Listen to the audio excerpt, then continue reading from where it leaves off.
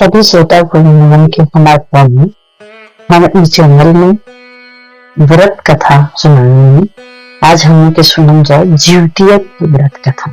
Jiutiya UP Bihar के एगो प्रचलित निर्जला व्रत हटे जौन सभी माता लोग अपना संतान के लंबी उम्र प्रगति खातिर रखेंगे।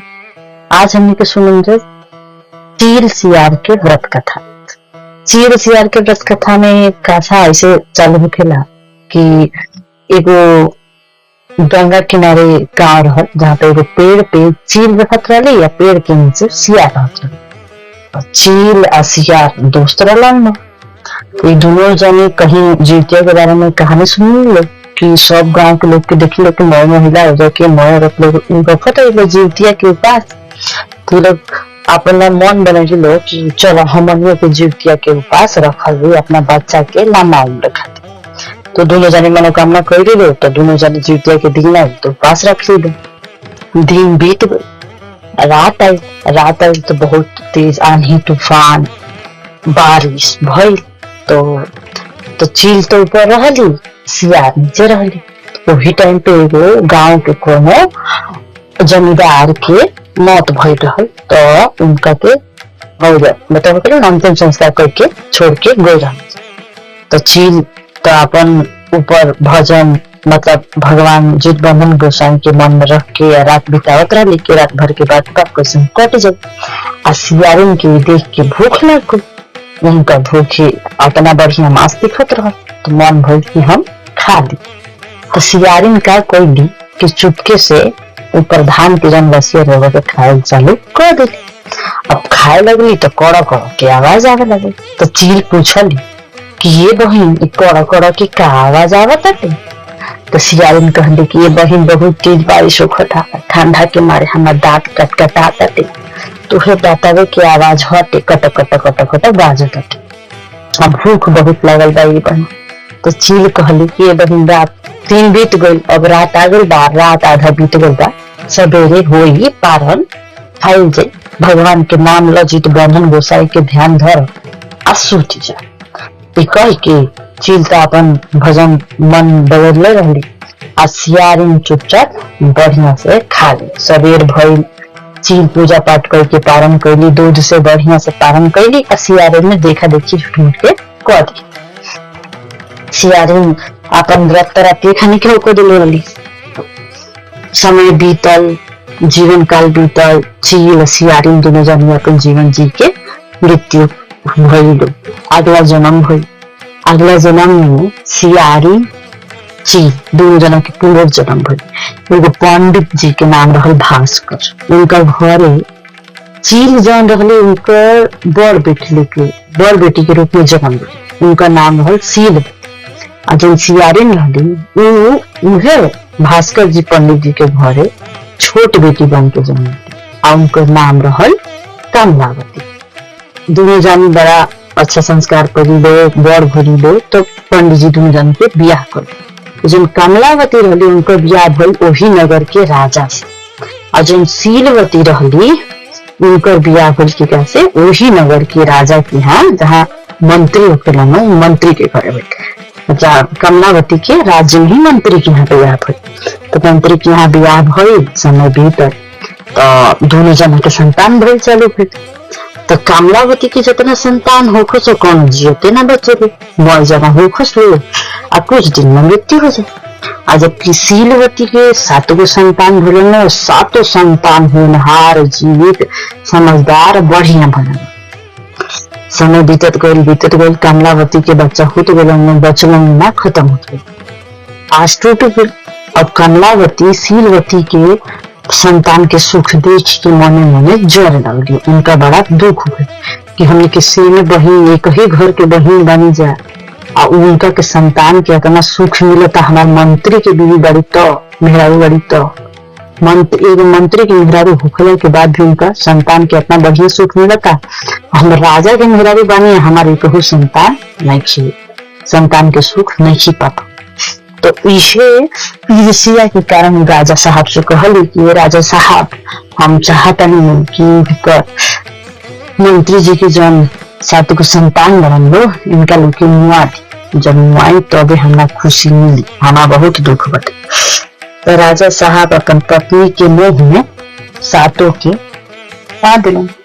कमलावती कहली नहीं कि सातों की मुआई के 7 गो थरिया में मांस बनवाई के सीलवती की यहाँ पहुंचवा दी, उनका की यहाँ भेंट पहुंचा दी।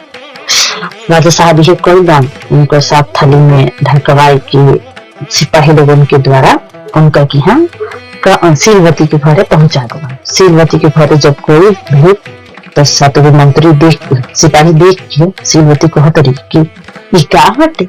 सिपाही कहलन कि ई राजा साहब और बहिन कमलावती के पास से भेंट आई, रउआ देख ले। तो सीलवती कपड़ा हटाई के देखली तो 7 थाली में फल फूल मिठाई भरल बटे। तो कहली कि ठीक बा, वो घर में ले जाके धो दी। वो लोग धो दिल, चल गए लोग। अब कमलावती इंतजार करते रही कि कुछ तो हंगामा हो, कुछ तो शोर हो, कि काबिल कुछ भइबे ना करी।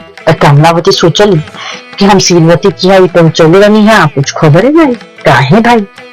1-2 दिन बाद कमलावती से ना रहल गई तो सीलवती के घरे आई तो कहली कि तारा खातिर हम भेंट भेजले रहनी है, हो तू देख लो है। तो कहली कि हाँ देखनी है, तो वही घर में धैल देख ला। तो गईली कमलावती थरिया पे कपड़ा हटाई के देखत रही तो फल फूल मिठाई सब घर के बढ़िया चीज खाए पिए के देख के कमलावती बेहोश हो गई। और फिर जब कमलावती के पानी में डाला गई होश में आई तो देखा तरी के 7 पुत्र उनका। तो उनका और मतलब अचंभा में पड़ गई कि कहाँ से हम तो मुआ दिल रहे, उनका तो 7 पुत्र जीवित बनाए। तब रोए लगे। तो सीलवती कहली कि काहे रोवत रे बहन, का कहलू तू, काहे इतना रोवत रे, बताओ। तो बहुत बोलला के बाद कमलावती अपन बात बतेली कि ये बहन तहार बच्चन के देख के हमारा ईशिया होत रहला तो हम मुआ के भेजबले रहनी है थरिया में 7 गो बच्चन के। आई जब तहार बच्चा बढ़िया जीवित बनल छ, तहार की हम फल में बदल कहा तहारा पुत्र की प्राप्ति, पुत्र और संतान के सुख के प्राप्ति बाटे। हमारा के देखो हमारा कोनो भी संतान जीवित नहीं बचे, हम जितना भी पूजा पाठ करतनी कुछ करतनी हमारा से का गलती भूल बा कि हमारा के भगवान ने सुख नहीं खा दे। तब फिर सीलवती बतौली कि हमने के पिछला जन्म में चील सियार के जन्म ले रहनी जा, उपास तो ले रहनी जा जीत बंधन घुसाई के, लेकिन तू उपास तोड़ दिहलो। हम उपास के बढ़िया से पूरा श्रद्धा भाव से पूजा कर लेनी, तो वही के खातिर तहार संगे ऐसा होता। तो कमलावती कहली के बहन हमरो के रास्ता दिखावा, हमरो के संतान सुख चाहिए, कुछ वो कर।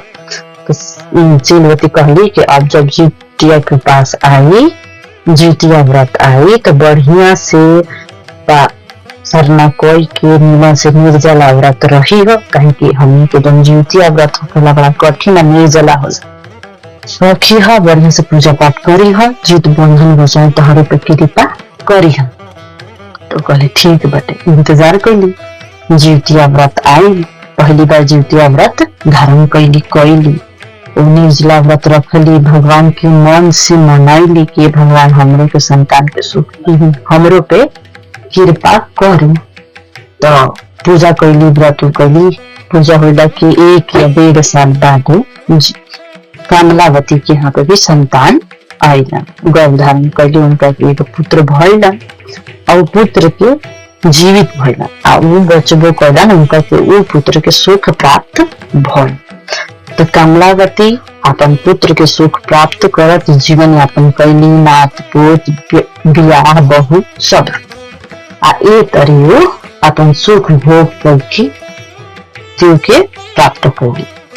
तो ये जीत बंधन गोसाई के कथा बाटे कि हमने के लिए जीत बंधन गोसाई से प्रार्थना करते हैं, निहरा करते हैं कि हे जीत बंधन गोसाई जैसे सीलवती के पुत्र की जन्म की जीवन की रवा दीर्घायु के आशीर्वाद दिहन, ऐसे ही हमने सभी के पुत्रों की, सभी के संतान की, हमने मय आदमी की संतान की, हम सभी लोगों के संतान के दीर्घायु दी, प्रगति दी, बुद्धिमान धैर्यवान दी, आज ये हमने बहन बारी को जिनका लोग संतान नहीं छे उनका तो गलती माफ करके उनको लोग संतान के सुख देवे की कृपा कर।